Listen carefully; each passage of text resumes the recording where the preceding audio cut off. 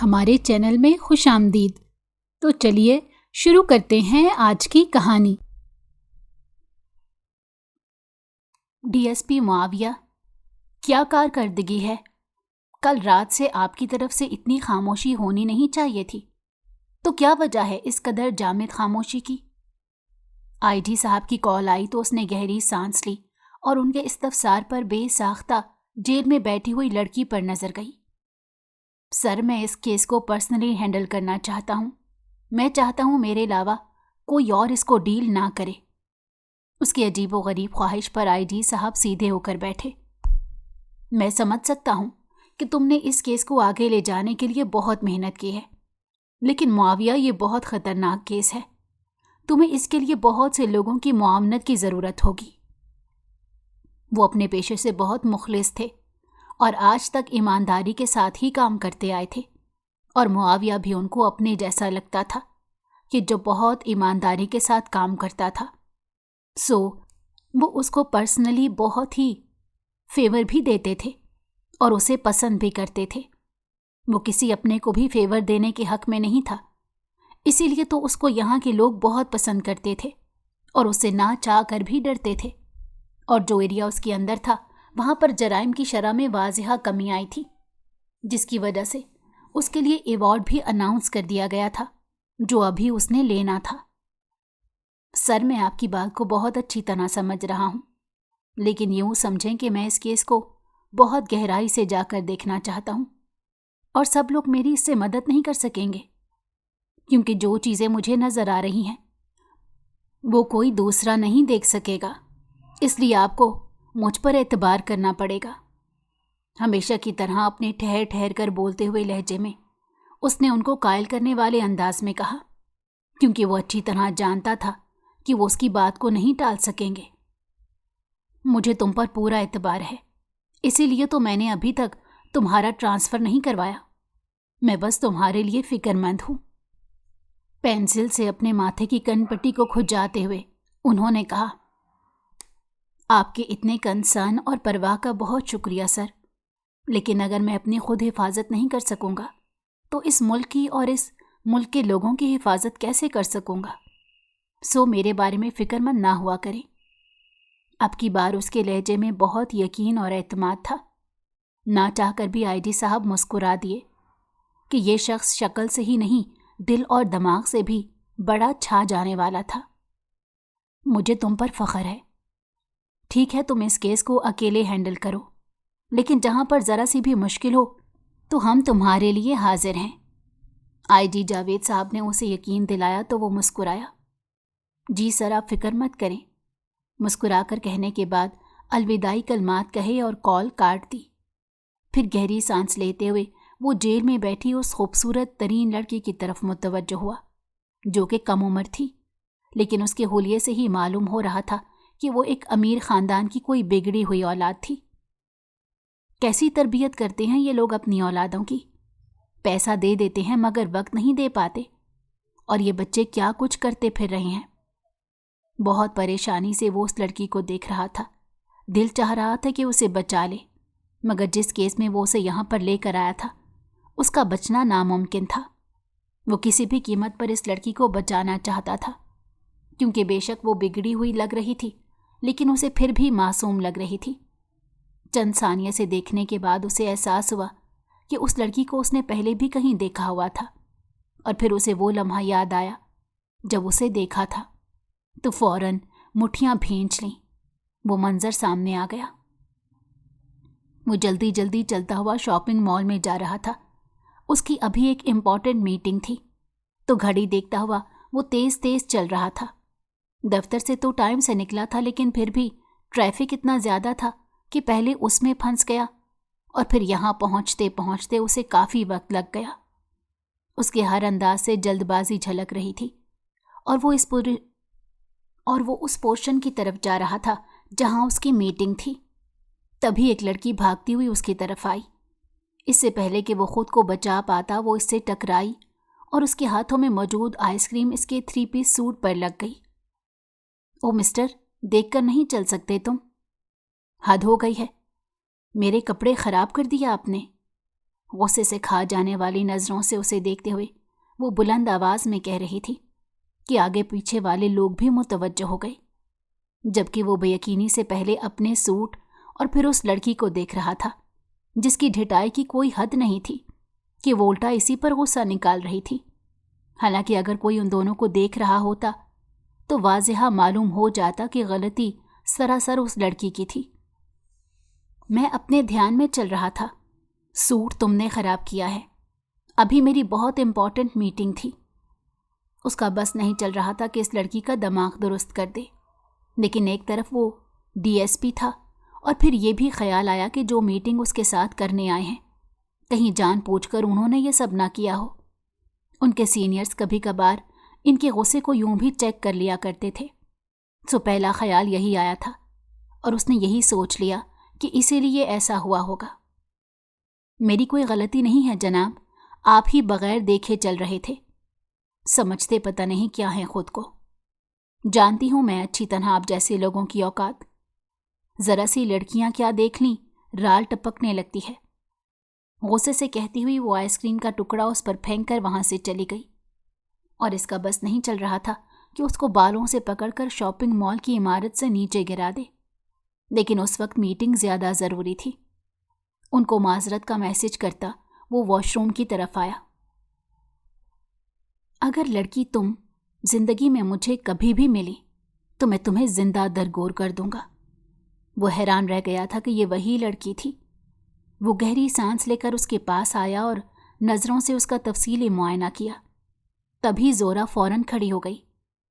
وہ کب سے شور کر رہی تھی تو ایک پولیس والا آیا۔ صاحب جی، اس لڑکی نے دماغ چاٹ کر کے رکھا ہوا ہے، آپ سے بات کرنا چاہ رہی ہے۔ پولیس والے نے بتایا تو اس نے ہاتھ کے اشارے سے اسے چلے جانے کو کہا۔ فرماؤ۔ اس کا دل نہیں مان رہا تھا کہ یہ لڑکی اس قدر برے کاموں میں ملوث ہوگی۔ وہ دعا کر رہا تھا کہ سلیم جو فون چیک کروا رہا تھا اس میں سے کچھ بھی ایسا نہ نکلے کہ جو اسے گنہگار ثابت کروا دے۔ وہ بہت پریشان لگ رہا تھا۔ اس کو دیکھ کر وہ فوراً کھڑی ہوئی۔ دیکھو پولیس والے، یہ سب غلط فہمی ہے، میں ایسی ویسی لڑکی نہیں ہوں، مجھے جانے دو ورنہ میرا بابا تمہارے ٹکڑے۔ ابھی زہرا بول ہی رہی تھی جب معاویہ نے اس کے منہ پر زوردار تھپڑ مارا۔ زہرا زمین پر اوندھے منہ گرتی خوف سے معاویہ کو دیکھنے لگی، جو اب اس کے سامنے کرسی رکھ کر اس پر تمہارے بابا بلا رہے ہیں تمہیں۔ سدرا بیگم کے کہنے پر زہرا نے کھا جانے والی نظروں سے ان کو دیکھا۔ لگا دی آپ نے میری شکایت ان کو، مل گیا سکون آپ کی منافقانہ رگ کو۔ کیوں آپ کو میری خوشی راس نہیں آتی؟ مجھے لگتا ہے آپ کو یہ بات بالکل پسند نہیں آئی کہ میں نے آپ کی زندگی میں مداخلت نہیں کی۔ مجھے آپ کو آپ کی حد میں روز اول سے ہی رکھ دینا چاہیے تھا۔ زہرا نے خاصی بدتمیزی سے کہتے ہوئے سینے پر بازو باندھے اور ان کے سامنے آن کھڑی ہوئی۔ تمیز سے بات کرو، وہ تمہاری ماں ہے زہرا، کوئی ملازمہ نہیں جو تم اس کے ساتھ یہ سلوک کر رہی ہو۔ مت بھولو کہ تمہاری ماں ہے۔ رفیق خان نے غصے سے کہتے ہوئے اپنی بیٹی کو گھورا تو وہ ان کے وہاں آنے پر چونک گئی۔ مت بھولیں آپ بھی کہ سوتیلی ماں ہے، ان کی میرے نزدیک کوئی اہمیت نہیں، اور آپ کو بھی بار بار یہ جتانے کی ضرورت نہیں ہے۔ زہرا نے دانت پیستے ہوئے ان کو دیکھا۔ میرے لاڈ اور پیار نے تمہیں بگاڑ دیا۔ اول تو میں بگڑی نہیں ہوں، اور اگر میں بگڑی ہوں تو آپ کی دوسری شادی کرنے کی وجہ سے بگڑی ہوں۔ وہ چلا کر کہتی ہوئی وہاں سے چلی گئی اور پیچھے سے وہ لب بھینچ کر کھڑے رہ گئے۔ تم اس کی باتوں کو نظر انداز کر دیا کرو، دراصل ماں کی دوری نے اسے ایسا بنا دیا ہے۔ وہ چند ہفتے پہلے آئی بیوی کے سامنے خوامخواہ شرمندہ ہو رہے تھے کہ اولاد نے حرکت ہی ایسی کر دی تھی۔ میں بس آپ کی وجہ سے اس کی ہر بات کو برداشت کرتی ہوں، لیکن اس کا رویہ دن بدن خراب ہوتا جا رہا ہے، جو کہ میں برداشت نہیں کروں گی، کیونکہ میری سیلف ریسپیکٹ کو وہ بری طرح چوٹ پہنچا رہی ہے۔ جان بوجھ کر ایسی باتیں کرتی ہے کہ میرے پاس سر چھپانے کے لیے بھی یہ آسمان کم پڑ جاتا ہے۔ سدرا بیگم نے دکھ بھرے انداز میں ان کی طرف دیکھا تو وہ ان سے خواہ مخواہ اور بے قصور ہوتے ہوئے بھی نظریں چرانے لگے۔ क्योंकि उन्हें अपनी बेटी की फितरत अच्छी तरह से मालूम हो गई थी। वो उन्हें शर्मिंदा करने में कोई कसर बाकी नहीं छोड़ रही थी। चलो अब तुम बच्चों की तरह तो मत करो, मैं उसे समझाऊंगा। वो सर झटक कर वहां से चले गए, जबकि सिद्रा बेगम ने कुछ सोचते हुए उसके कमरे की तरफ देखा। तुम्हारे साथ मैंने अपना रवैया अच्छा रखने की कोशिश की थी, लेकिन मेरे ख्याल से तुम्हें मेरी अच्छाई रास नहीं आई। अब मैं तुम्हें सबक सिखा कर ही दम लूंगी। जब कोई आपकी अच्छाइयों का नाजायज़ फ़ायदा उठाए और नीच हरकतें करे तो उसे उसके लेवल पर जाकर ही सबक सिखाना अक्लमंदी है। उन्होंने चेहरे पर आई लटों को उंगलियों पर लपेटते हुए पता नहीं क्या मंसूबा बनाया। बाबा, मुझे आपसे बात करनी है। अगली सुबह वो लोग नाश्ता कर रहे थे जब उनके पास पहुंच गई। बेटा नाश्ता कर लो, मैंने तुम्हारी पसंद का नाश्ता बनवाया है। सिद्रा बेगम ने उसकी तरफ देखते हुए प्यार से कहा तो उसके माथे की रगें तन गईं।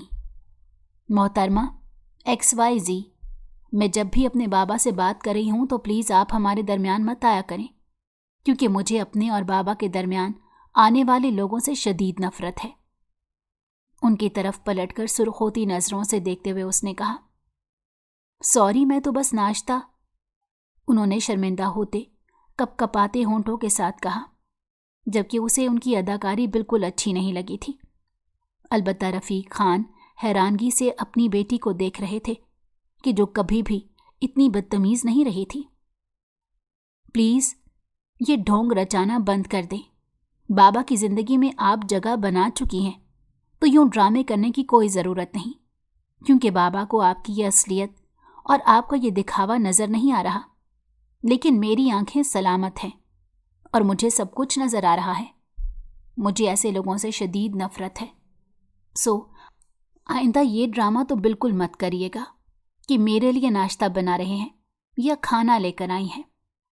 इस 2 नंबर अदाकारी के साथ किए गए दिखावे से बाबा मुतासिर हो सकते हैं, मैं नहीं। उसे ये बात बहुत बुरी लगी थी कि बाबा से बात करते हुए वो उनके दरमियान आ गई थी। सो जो उसके दिलो दिमाग में आया उसने फौरन कह दिया, जबकि बाबा का गुस्सा हद को छू गया। तुम्हें शर्म नहीं आई? तुम इस औरत से बात कैसे कर रही हो ज़ारा? तुम्हें इसे माँ नहीं मानती? माँ का दर्जा नहीं दे सकती, लेकिन कम से कम इसकी उम्र और इस मर्तबे का ही ख्याल रख लो कि वो तुम्हारे बाप की बीवी है। रफ़ीक साहब ने खड़े होकर गुस्से से उसे देखा, जबकि उसे सबसे ज़्यादा दुख इसी बात का है कि बाबा जो उससे कभी भी गुस्से से बात नहीं करते थे, इस औरत की वजह से अब उस पर चिल्लाने भी लगे थे। बाबा, मैं सच कह रही हूँ, ये आपके सामने मुनाफकत करती हैं। ये हकीकतन बहुत बुरी औरत है और इसका अंदाज़ा आपको जल्द हो जाएगा। उसका बस नहीं चल रहा था कि वो पता नहीं क्या कर डाले। तुम बहुत बदतमीज़ लड़की हो ज़ारा, और मुझे आज शदीद शर्मिंदगी हो रही है कि तुम मेरी बेटी हो। एक बाप आज ये सोचकर शर्मिंदा हो रहा है कि उसकी बेटी ऐसी सोच की मालिक है। बतौर बाप मैंने सारी ज़िंदगी शादी नहीं की कि मैं अपनी बेटी की बेहतरीन तरबियत कर सकूं, लेकिन मैं नाकाम हो गया। फिर मैंने इसलिए शादी कर ली कि शायद कोई और औरत आकर इस घर को संभाल ले, मगर तुम उसको भी टिकने नहीं दे रही। खुदा के लिए तुम्हारा बाप थक गया है, उसकी ज़िंदगी में मज़ीद आज़माइशें लाना बंद कर दो। उसके बाबा ने हाथ जोड़ते हुए जिस तरह हारे हुए अंदाज में कहा तो ज़ोहरा को लगा किसी ने खान बिला उसके सर पर गिरा दिया हो। वो उसकी बात सुने बगैर वहाँ से जा चुके थे, जबकि उनके जाने के बाद सिद्रा बेगम ने मुस्कुरा कर उसे देखा। मुझे तुम्हारे लिए बुरा लग रहा है, मैं तुम्हारे साथ ये नहीं करना चाहती थी, लेकिन क्या करें, मैं तुम्हारी उस दिन की जलालत नहीं भूली जब तुमने भरी पार्टी में मुझे ये कहकर जलील किया था कि तुम लोग तो ऐसे मुलाजिम भी नहीं रखते जिनके पास डिग्री ना हो, और तुम्हारे बाबा ने ऐसे इवेंट ऑर्गेनाइज़र को बुला लिया है। हालांकि हमारी कोई गलती नहीं थी, सारा कसूर अचानक होने वाली बारिश का था, लेकिन तुमने अपनी सालगिरह वाले दिन मुझे जितना जलील किया था, मेरी टीम के सामने मेरी बेइज्जती की थी, तो मैंने उसी दिन सोच लिया था कि तुमसे इसका बदला ज़रूर लूँगी। फिर तुम्हारे बाबा से शादी करना कोई मुश्किल काम नहीं था, वो सरअंजाम दे दिया। फिर यहाँ आकर भी मैंने तुम्हारे साथ ताउन करने की कोशिश की, लेकिन तुमने हर लम्हा मुझे ज़लीलो ख्वार किया। और अब जब तक मैं तुम्हें तुम्हारे बाप की नज़रों में मज़ीद नहीं गिरा दूंगी तो मैं सुकून से नहीं बैठूंगी। तुम्हारी वजह से मुझे अपना कारोबार बंद करके यहाँ आना पड़ा, और यहाँ आकर मुझे ज़लालत तो नहीं सहनी थी ना, क्योंकि मैं लंबा सफ़र काट कर आई थी। तुम कहती थी कि तुम्हारे बाबा जैसा तुम कहोगे वैसा करेंगे, लेकिन अब ऐसा नहीं होगा। देख लिया तुमने। फिर आज तुम्हारे बाबा की आंखों में तुम्हारे लिए किस कदर मायूसी और बेजारगी थी, बहुत जल्द नफरत में बदल जाएगी। I am already feeling sad for you Honey. Sidra बेगम ने उसका चेहरा थपथपाकर यूं कहा कि जैसे उनसे ज्यादा उससे कोई और हमदर्दी कर ही ना सकता हो। और वो सिद्रा बेगम के इरादे और मकसद जानकर बेयकीनी से उनको देख रही थी। उसने तसव्वुर भी नहीं किया होगा कि वो इस कदर मुश्किलात उसके लिए खड़ी करने वाली हैं। उसकी आंखों से आंसू गिर रहे थे और वो हंसते हुए वहां से चली गई। मैं बाबा के दिल में अपने लिए नफरत नहीं आने दूंगी। मैं इस औरत को बर्दाश्त नहीं कर सकती, तो मैं ये घर छोड़कर चली जाऊंगी, क्योंकि मुझे मालूम है जब जब ये मेरे सामने आएगी तो मेरा जब जवाब देता जाएगा। इससे बाबा मुझसे मजीद बदगुमान हो जाएंगे और मैं ये अफोर्ड नहीं कर सकती। चेहरा हाथों में छुपाकर वो फूट फूट कर रो पड़ी। इतना अरसा गुजरा था, कुछ भी क्या बाबा ने उसे कभी डांटा तक नहीं था। मैं यूनिवर्सिटी के हॉस्टल में शिफ्ट होने का फैसला कर चुकी हूँ। यूनिवर्सिटी के कैफे में बैठकर उसने जैन को बताया तो वो सुनकर चौंक गया और बेयकीनी से उसकी तरफ देखा। क्या मतलब? क्यों तुम हॉस्टल में रहोगी? तुम्हारा यहाँ पर घर है, और वैसे भी मामू ने तुम्हें गाड़ी दी हुई है, तो तुम्हारी हॉस्टल में रहने की कोई तुक नहीं बनती। उसे देखकर उसने उलझते हुए पूछा। वो इसकी पुप्पो का बेटा था। वो इसकी फितरत से अच्छी तरह वाकिफ था, तो उसके पेशे नज़र ही काफ़ी हैरानगी से पूछ रहा था, क्योंकि वो जानता था कि वो इस घर से कितनी मोहब्बत करती थी। इसीलिए मामू के फोर्स करने के बावजूद वो पढ़ने के लिए बैरूने मुल्क नहीं गई थी, और अब अगर वो घर छोड़ने का फैसला कर रही थी तो बात यकीनन कोई बड़ी हुई थी। बस मैं घर में रह रहकर बहुत फ्रस्ट्रेशन का शिकार होती जा रही हूँ जैन। मुझे लग रहा है कि मैं डिप्रेशन में चले जाऊंगी। अगर मैं कुछ अर्सा वहाँ पर मज़ीद रही तो मैं वहाँ पर उस औरत के साथ एक छत तले नहीं रह सकती। मुझे उसके साथ रहते हुए घुटन होती है। वो बहुत तेज़ औरत है। हर बार कुछ ना कुछ कहकर वो पापा को मुझसे बदगुमान कर देती है। इस लम्हे वो बहुत टूटी हुई लड़की लग रही थी।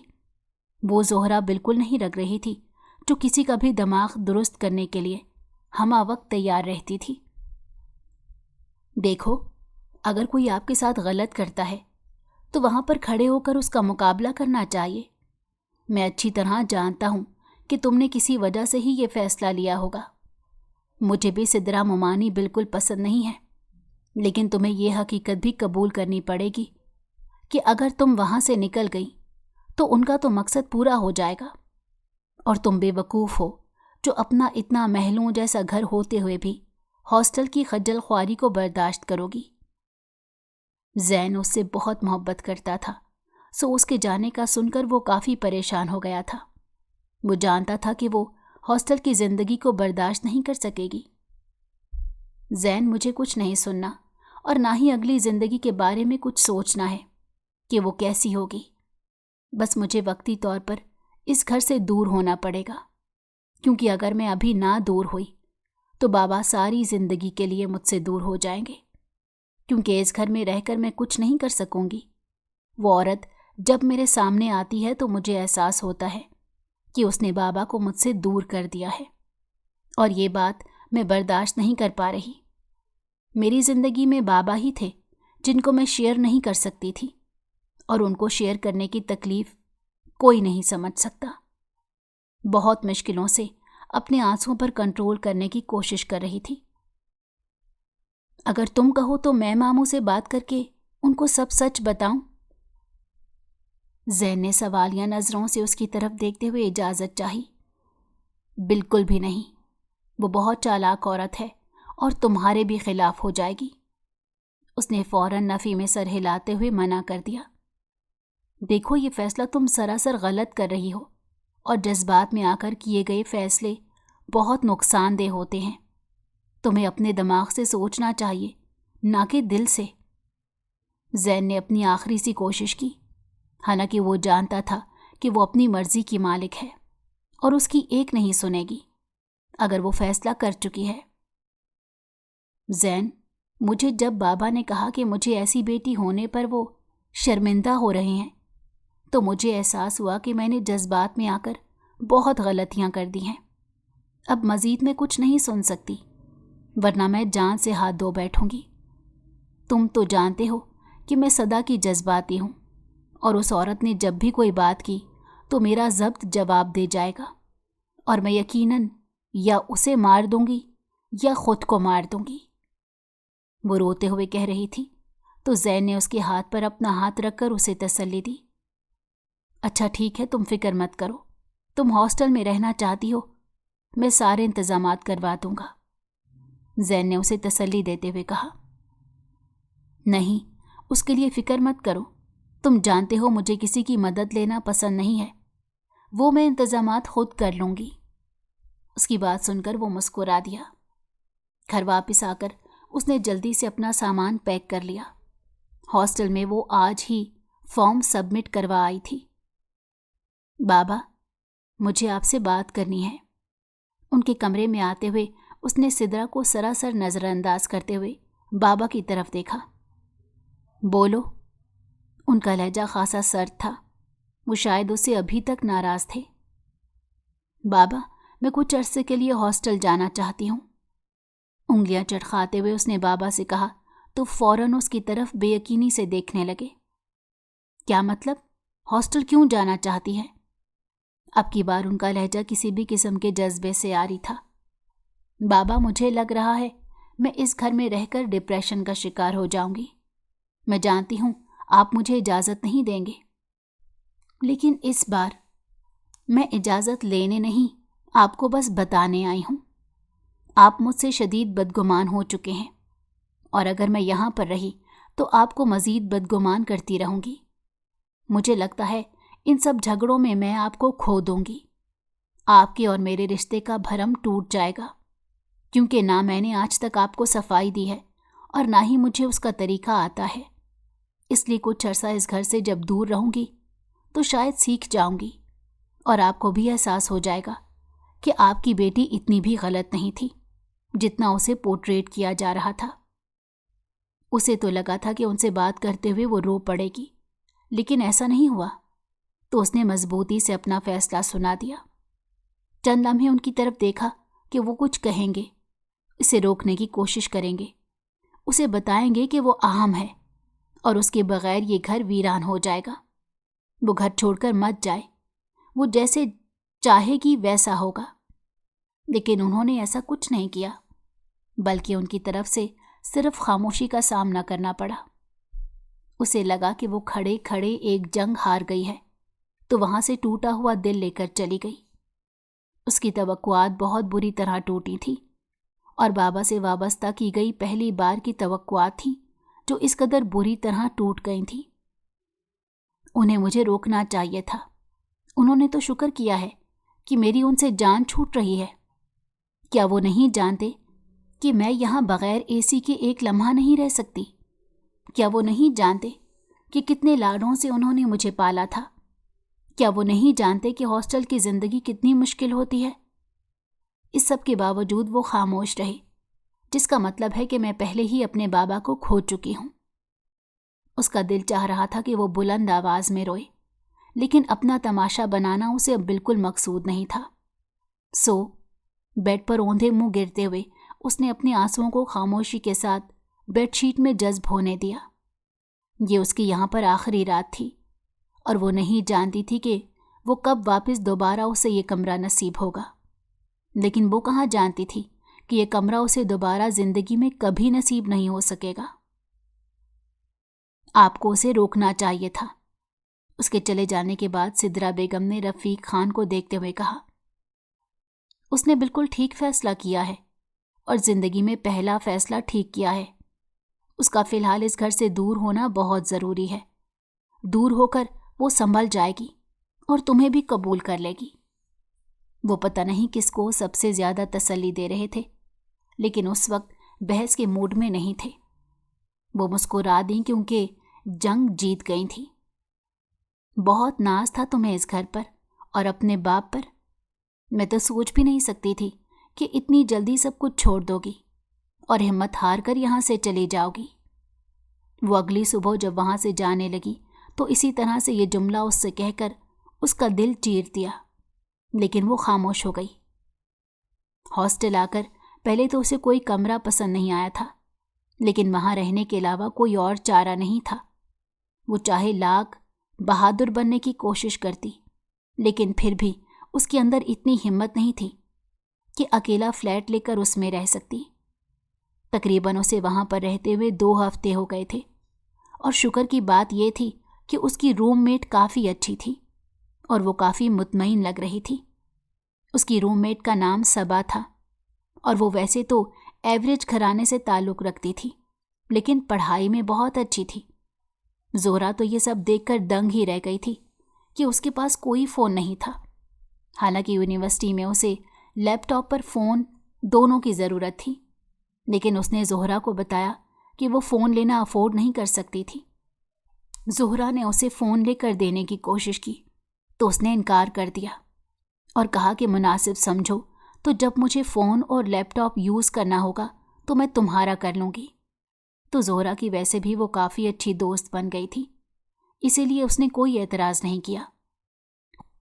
خود تو وہ ویسے بھی فون کم یوز کرتی تھی، اسی لیے اس کا فون اکثر اوقات اسی کے استعمال میں رہتا تھا۔ وہ شاید کوئی آن لائن جاب کر رہی تھی۔ اس نے ہی زہرا کو بتایا تھا کہ وہ اپنے گھر والوں کو سپورٹ کر رہی ہے، اور زہرا کو باقاعدہ اس پر ترس آیا تھا۔ وقت گزرتا چلا جا رہا تھا اور اسے بابا بہت یاد آ رہے تھے، لیکن بابا اس سے ملنے نہیں آئے تھے۔ تقریباً اسے وہاں پر رہتے ہوئے 5-6 مہینے ہو گئے، تو جب بابا آئے تو وہ ان کے گلے لگ کر پھوٹ پھوٹ کر روئی۔ اس رونے میں شکوہ تھا کہ انہوں نے وہاں سے آتے ہوئے بھی 5 ماہ لگا دیے تھے، اور یہ وہی بابا تھے جو اس کے بغیر ایک لمحہ نہیں گزار سکتے تھے۔ چلو اب تم واپس چلو، غصہ اتر گیا ہوگا۔ بابا نے اسے واپس چلنے کو کہا، لیکن اس نے انکار کر دیا اور کہا کہ وہ چند مہینوں بعد واپس آ جائے گی، لیکن فی الحال اس کا وہاں سے جانے کا کوئی ارادہ نہیں تھا، کیونکہ اسے معلوم تھا کہ وہ عورت وہاں پر ہوگی اور وہ اس کے ساتھ بحث نہیں کرنا چاہتی تھی۔ ذرا ذرا سی باتوں کو بابا کو شکایت لگا دیتی تھی اور زندگی اجیرن کر کے رکھی ہوئی تھی، سو اس نے یہاں ہی رہنے کا فیصلہ کر لیا، اور بابا سے بھی مشکلوں سے اسے اجازت مل گئی۔ زین کو بھی اس نے اپنی خوشی میں شامل کیا اور بتایا کہ بابا اسے لینے آئے ہوئے تھے۔ زین بھی یہ سن کر بہت خوش ہوا تھا۔ ایک روز اس کی دوست کو اچانک واپس جانا پڑ گیا۔ اس کے گلے لگ کر وہ بہت روئی اور اسے معافیاں بھی مانگی۔ یہ کہا کہ میں دوبارہ شاید تم سے کبھی نہ مل سکوں گی، لیکن میری وجہ سے اگر تمہاری زندگی میں کوئی مصیبت آئی تو معاف کر دینا، کیونکہ میں کبھی اتنا برا نہیں بننا چاہتی تھی، لیکن مجھے حالات نے مجبور کر دیا تھا۔ زہرا کو سمجھ میں نہیں آیا تھا، لیکن اس کا اچانک جانا بہت پریشان کر گیا تھا، کیونکہ اس کے علاوہ اس کی کوئی اور دوست بھی نہیں بن سکی تھی۔ اسی رات ان کے ہاسٹل پر چھاپا پڑا اور اسے اریسٹ کر لیا گیا۔ یہ کیس ڈی ایس پی معاویہ دیکھ رہا تھا۔ اس کے دوست نے جب بتایا کہ یہی لڑکی گینگ کا سب سے بڑا حصہ تھی، اسی نے سب کو اکٹھا کیا تھا اور ملک میں فحاشی پھیلائی ہوئی تھی، یہی لڑکیوں کو آگے بیچتی تھی اور پیسے کماتی تھی، جبکہ معاویہ کو یقین نہیں آ رہا تھا کہ ایسا ہے۔ پہلی ملاقات میں یہ لڑکی زہر لگی تھی، لیکن آج اسے یہ بالکل بے قصور لگ رہی تھی، اور پتہ نہیں کیوں اپنی اپنی سی لگ رہی تھی۔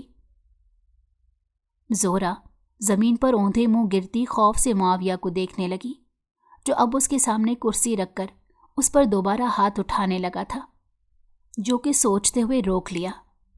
इसने मिन्नत की कि वो इसकी ज़ैन से बात करवा दे। पहले तो इस बात के लिए राज़ी नहीं हुआ, लेकिन फिर ज़ैन से बात करवाकर जब उसे सब बताया तो वो फ़ौरन थाने आ गया। लेकिन जब वहाँ पर देखा था तो सबूत ज़ोहरा के ख़िलाफ़ जा रहा था, और वो इतनी सी बात पर बदगुमान हो गया कि शायद वो इसीलिए हॉस्टल में शिफ्ट हुई थी। वो उसे छोड़कर चला गया। ज़ोहरा रोती रही, सफाई देती रही, लेकिन उसने कहा कि मैं तुम्हारे लिए कुछ नहीं कर सकता। मुझे तुम जैसी लड़की से नफ़रत है, जो मासूमियत के लबादे में ये सब कुछ करती फिरे। वो बच्चों की तरह फूट फूट कर रोई थी। ये वो शख्स था जिसके बारे में मुझे यकीन था कि उसका साथ कभी नहीं छोड़ेगा, और साथ छोड़ने वालों में पहला शख्स वही था। मुआविया अब काफ़ी परेशान लग रहा था। मुझे सारी कहानी बताओ, वरना तुम्हारा यहाँ से निकलने का कोई सीन नहीं है, क्योंकि तुम बुरी तरह फंस गई हो या फंसा दी गई हो। उसने डर कर पहले उसे देखा और फिर सारी कहानी सुना दी। वो समझ गया था कि उसे धोखा देने वाला कोई और नहीं, उसकी दोस्त थी, और उस पर शदीद गुस्सा आया था कि अपनी बेवकूफ़ी में बहुत बड़ी मुसीबत में डाल चुकी थी। उसे कुछ समझ नहीं आ रहा था कि उसका क्या हल करे। इसका एक ही हल है। जब सारा मसला उसने सलीम के आगे पेश किया तो उसने फ़ौरन जो हल पेश किया वो बेयकीनी से उसे देखने लगा, लेकिन उसे इस वक्त यही हल मुनासिब लगा। तुम्हें मुझसे निकाह करना होगा। उसके बाद मैं सबसे यही कहूँगा कि तुम्हारा इस खेल में कोई हाथ नहीं। मैंने तुम्हें वहाँ पर भेजा था। उस दोस्त का पता मैं लगवा रहा हूँ, बहुत जल्द वो हाथ लग जाएगी। लेकिन तुम्हें भी बेकसूर करार देकर यहाँ से निकलवाने के लिए तुम्हारा मेरे साथ निकाह में होना ज़रूरी है। वो इस बात के लिए राज़ी ना होती, लेकिन ज़ैन उसे धोखा देकर जा चुका था, और मुआविया पर भरोसा करने के अलावा और कोई चारा नहीं था। बाबा को उसने कॉल की थी, लेकिन वो बैरून मुल्क गए हुए थे और उनसे बात हो पाना नामुमकिन था। उसे निकाह हो गया, मगर मुकम्मल तौर पर टूट गई थी। मुआविया उसे लेकर घर आ गया। ये एक छोटा सा फ्लैट था और यहाँ पर दोनों ने अपनी रिहाइश शुरू कर दी। मुआविया अपने काम में काफ़ी ज़्यादा मसरूफ़ रहने लगा था। वो बहुत ज़्यादा उसको लेकर फ्रस्ट्रेशन का शिकार हो रहा था, क्योंकि एक सिरा हाथ लगता था तो उसको पकड़ने के चक्कर में पूरी कहानी उलझ जाती थी। दिल कर रहा है तुम्हें किसी बिल्डिंग से गिरा दूं या फिर दोबारा तुम्हें इस केस में फंसा दूं। तुम्हारे भरोसे की वजह से हमें कितना नुकसान उठाना पड़ रहा है तुम सोच भी नहीं सकती। तुम में कुछ अकल होनी चाहिए। कोई दोस्तों पर इतना भरोसा कैसे करता है कि उसे अपने पर्सनल इस्तेमाल की चीज़ें दे दे। तुम्हारी उस दोस्त ने यहाँ से पता नहीं कौन कौन से गैर अखलाकी हरकत की हुई है कि मैं तुम्हें बता भी नहीं सकता। एक रोज़ मुआविया थका हुआ आया और उस पर शदीद गुस्सा किया, क्योंकि केस जितना सादा लग रहा था उतना ही उलझता चला जा रहा था। उसकी बात सुनकर वो बेसाख्ता रोने लगी। मेरा क्या कसूर है जो मैंने आज तक हमेशा सबको अच्छा समझा है? मुझे क्या मालूम था कि ये लोग मेरे साथ ही दो दो हाथ कर जाएंगे। मैंने तो आज तक जिसके साथ अच्छा करने की कोशिश की वही गले पड़ गया। वो रो रो कर हिचकियों में बड़ी मुश्किल से अपनी बात मुकम्मल कर पाई तो मुआविया को उस पर तरस आ गया। अच्छा, रोना बंद करो, कुछ नहीं होता, लेकिन ये केस बहुत कॉम्प्लिकेटेड होता जा रहा है। यकीन करो सिर्फ इसी वजह से बची हुई हो क्योंकि मैंने उनसे कहा है कि तुम बहुत पहले से मेरे निकाह में थी और इस केस को हैंडल करने के लिए मैंने तुम्हें उस हॉस्टल में भेजा। वो काफ़ी परेशान लग रहा था। आप मेरे लिए ये सब क्यों कर रहे हैं? मैं तो आपकी कुछ नहीं लगती, फिर क्या वजह है? मैं ज़ैन को अपना समझती थी, लेकिन वो तो मुश्किल वक्त में सबसे पहले मेरा साथ छोड़ गया। उसकी आवाज़ भीगी हुई थी और वो टूटी हुई थी। मुआविया उसके सवाल पर चौंक गया। वो तो अभी खुद भी नहीं समझ पाया था कि ऐसा क्या था। जो भी हो, तुम उसको छोड़ो, पहले तुम कांटेक्ट करो। क्या तुम्हारे बाबा वापस आ गए हैं? उसकी बात सुनकर فون اسے دیا تو وہ دوبارہ بابا سے کانٹیکٹ کرنے لگی۔ تھوڑی ہی دیر میں بابا نے فون اٹھایا تو وہ پھوٹ پھوٹ کر رو پڑی۔ بابا بھی اس کی بات سن کر پریشان ہو گئے تھے، لیکن وہ ڈر رہی تھی کہ اگر زین کی طرح بابا نے بھی اس پر بھروسہ نہ کیا تو کیا ہوگا؟ کہیں وہ یہ نہ سمجھے کہ اس نے ہاسٹل جانے کی ضد اسی لیے کی تھی۔ بابا وہاں پر آ گئے تھے، لیکن وہ اس پر مکمل بھروسہ کر رہے تھے۔ معاویہ کو ذاتی طور پر جانتے تھے، اور معاویہ کو بھی حیرت ہوئی تھی کہ وہ ان سے کافی ملاقاتیں کر چکا تھا اور وہ ان کو کافی اچھی طرح جانتا تھا، اسی لیے ان کے نکاح کو بھی انہوں نے سراہا تھا۔ بابا نے اسے گلے لگا کر تسلی دی تھی اور کہا تھا کہ تم فکر مت کرو، تمہارا باپ تمہارے ساتھ کھڑا ہے، تمہیں کچھ نہیں ہوگا۔ وہ بھی بابا کی سپورٹ پا کر مضبوط محسوس کرنے لگی، تو وہاں پر ہی دل کمزور ہو گیا۔ بابا اسے واپس اپنے ساتھ لے آئے تھے۔ معاویہ اس کو روکنا چاہتا تھا، اعتراض کرنا چاہتا تھا، لیکن وہ کچھ نہیں کہہ پایا، کیونکہ اسے ابھی بھی لگ رہا تھا کہ اس کا اس پر کوئی حق نہیں تھا۔ اس کے جانے کے بعد گھر میں کافی بے رونقی ہو گئی تھی۔ گھر جا کر سدرا بیگم کا موڈ پہلے تو خراب ہو گیا تھا، لیکن بابا نے اسے وارن کر دیا تھا کہ اب کی بار تم میرے اور میری بیٹی کے بیچ میں آنے کی کوشش نہیں کرو گی، ورنہ نتائج کی ذمہ دار تم خود ہوگی۔ اتنی خجل خواری دیکھنے کے بعد اس نے خود ہی فیصلہ کیا کہ سدرا بیگم سے بات کر کے ان کے اور اپنے تعلقات کو ٹھیک کر لے گی، کیونکہ اسے معلوم تھا کہ جب اس گھر سے چلی جائے گی تو اس کے بابا کا خیال رکھنے کے لیے سدرا کا وہاں پر ہونا بہت ضروری تھا۔ سو یہ فیصلہ ان سب کے حق میں بہترین تھا، اور سدرا بیگم نے بھی اسے معاف کر دیا تھا۔ چند ہفتوں بعد معاویہ کے کیس میں ایک موڑ آیا جب وہ لڑکی مل گئی۔ معاویہ نے اس لڑکی کو کڑی سے کڑی سزا دینے کے بارے میں سوچا ہوا تھا۔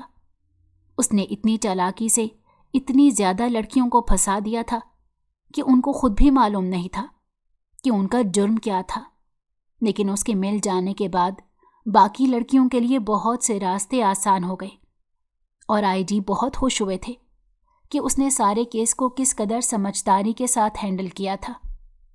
اس روز اسے ٹی وی پر ہی شیلڈ سے نوازا گیا تھا۔ وہ پہلی بار اپنے دل میں اس کے لیے کچھ الگ محسوس کر رہی تھی۔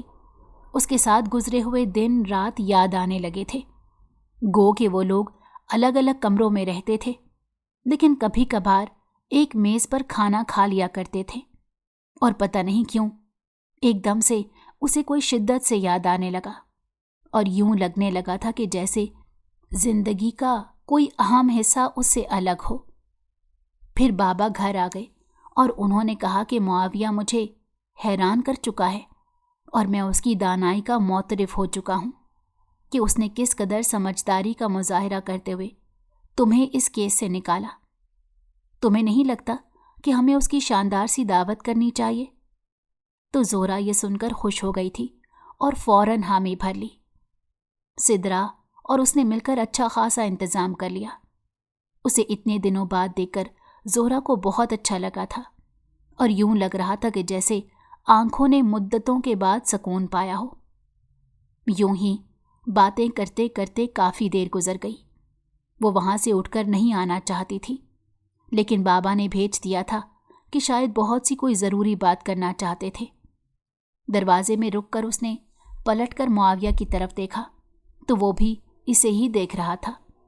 پتہ نہیں وہ کیوں بلش کرنے لگی، اور معاویہ سے یہ چھپا نہیں رہ سکا۔ اس کے بعد چند دن گزرے اور بابا نے اسے بلا لیا اور کہا کہ میں چاہتا ہوں تم معاویہ سے طلاق لے لو۔ لیکن کیوں؟ وہ ناسمجھی اور بے یقینی سے بابا کو دیکھ رہی تھی۔ دیکھو بیٹا، سیدھی سی بات ہے کہ اس نے تم سے نکاح مجبوری میں کیا تھا۔ اس کی زندگی میں کوئی اور بھی ہو سکتا ہے، تو یوں کسی کے ساتھ زبردستی مسلط ہونے کی کیا ضرورت ہے؟ بابا کی بات پر اس نے دکھ سے ان کی طرف دیکھا۔ اس نے تو سوچا بھی نہیں تھا کہ ایسا ہو سکتا ہے۔